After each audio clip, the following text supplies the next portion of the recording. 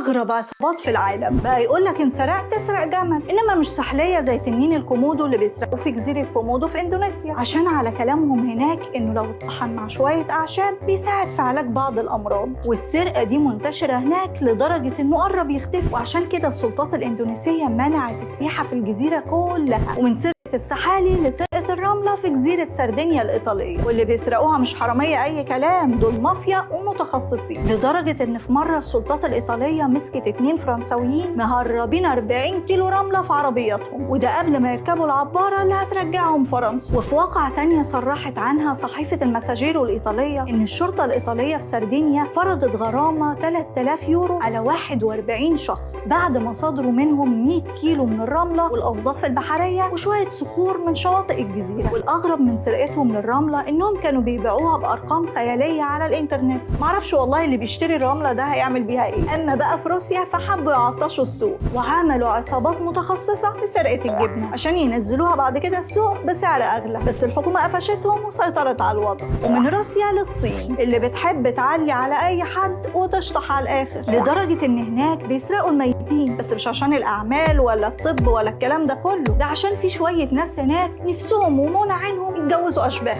لانهم معتقدين ان الجواز من الاشباح بيهدي الارواح. طب ما عندهم حق، ولا هتلاقي حد ينكد عليك ولا هيتنفسوا اصلا. بس الحمد لله الحكومه الصينيه شايفه انه ما يصحش يعني وتقبض عليه. في اللي تشيك بقى دماغهم متكلفه على الاخر، سرقوا لك كوبري وزنه 10 طن وطوله اكتر من 192 متر. هتقول لي يا شيخه بلاش هبد بقى، ازاي يعني؟ هقول لك انهم بكل بساطه كانوا بيجاوبوا اي حد يسالهم وهو ماشي انتوا بتعملوا ايه، يقولوا له ان هم شركه الحكومه مأجراها علشان ينقلوا الكوبري. لا والاغرب ان ما حدش فيهم اتمسك. قول لي بقى ايه اغرب سرقه تعرضت لها او سمعت عنها؟ ولو عجبك الفيديو ما تنساش اللايك والشير عشان يوصلك كل جديد.